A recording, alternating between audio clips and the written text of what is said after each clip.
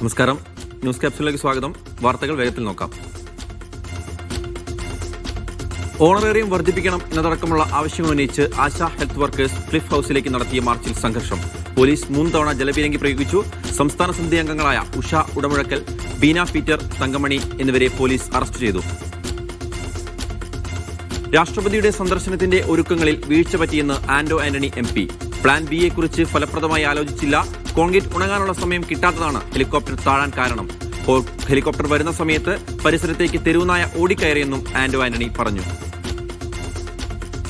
രാഷ്ട്രപതി Draupadi മുർമുവിന്റെ helicopter താഴ്ന്നുപോയിട്ടില്ലെന്ന് Janeesh Kumar MLA. ദൂരെ നിന്ന് മാധ്യമങ്ങൾക്ക് കണ്ടപ്പോഴാണ് തോന്നിയതാണ്.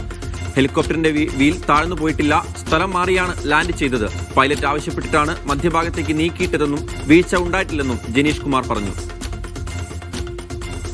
ശബരിമലയിലെ സ്വർണ്ണക്കൊള്ളയിൽ കേന്ദ്ര ആഭ്യന്തരമന്ത്രി അമിത്ഷായ്ക്ക് കത്തയച്ച് രാജീവ് ചന്ദ്രശേഖർ. കേന്ദ്ര ഏജൻസിയുടെ അന്വേഷണം വേണമെന്നാവശ്യം.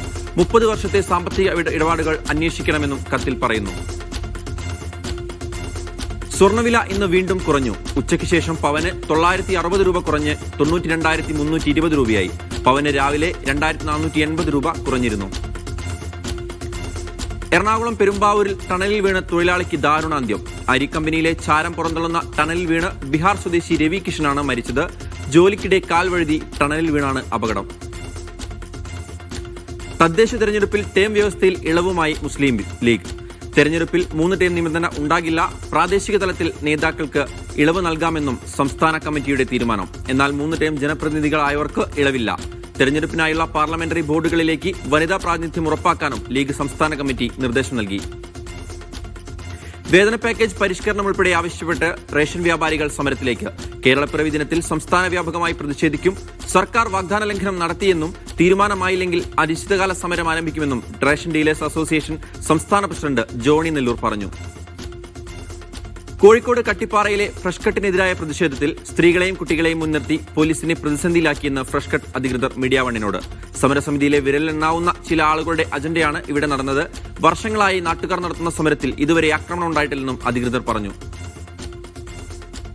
കേരളത്തിൽ ഇനിയൊരു കോൺഗ്രസ് മുഖ്യമന്ത്രി ഉണ്ടാകില്ലെന്ന് CPM കേന്ദ്ര കമ്മിറ്റി അംഗം EP ജയരാജൻ. കോൺഗ്രസിൽ പലരും മുഖ്യമന്ത്രി കുപ്പായമിട്ട് നടക്കുന്നത് വെറുതെയാണെന്നും EP ജയരാജൻ പറഞ്ഞു.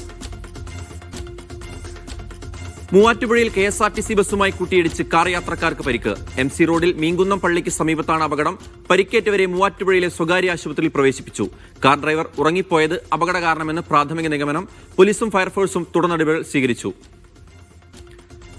സംസ്ഥാനത്ത് മഴ മുന്നറിയിപ്പിൽ മാറ്റം. മലപ്പുറം, ഇടുക്കി, പാലക്കാട് ജില്ലകളിലെ റെഡ് അലർട്ട് പിൻവലിച്ചു. 10 ജില്ലകളിൽ ഓറഞ്ച് അലർട്ട് നൽകി. ബാക്കി 4 ജില്ലകളിൽ യെല്ലോ അലർട്ടും പ്രഖ്യാപിച്ചു. പാലക്കാട് അട്ടപ്പാടിയിലെ കർഷക ആത്മഹത്യയിൽ വില്ലേജ് ഓഫീസറുടെ ഭാഗത്ത് വീഴ്ച പറ്റിയില്ലെന്ന് റിപ്പോർട്ട്. തണ്ടപ്പേര് ലഭിക്കാനായി സ്ഥലത്തിന്റെ രേഖകൾ പരിശോധിക്കുമെന്ന് അധികൃതർ ഉറപ്പു നൽകിയിരുന്നു. അതിനിടെയാണ് ആത്മഹത്യയെന്നും റിപ്പോർട്ടിൽ പറയുന്നു. PM ശ്രീ പദ്ധതി നടപ്പാക്കുന്നതിലെ എതിർപ്പിൽ CPI ഉറച്ചു നിൽക്കുമോ എന്ന് നോക്കാമെന്ന് AICC general secretary KC Venugopal. സിലബസിൽ സംഘപരിവാർ അജണ്ട നടപ്പാക്കുന്നത് കോൺഗ്രസ് അംഗീകരിക്കില്ല. BJP CPM ബാന്ധവം വ്യക്തമാക്കുന്ന ഓരോ ഘടകങ്ങളാണ് പുറത്തുവരുന്നതെന്നും KC വേണുഗോപാൽ പറഞ്ഞു. ഇനി ഈവനിംഗ് എഡിഷനിൽ അമൃത പഠിക്കാൽ തുടരും. ന്യൂസ് ക്യാപ്സിലൂടെ പൂർണ്ണമാകുന്നു.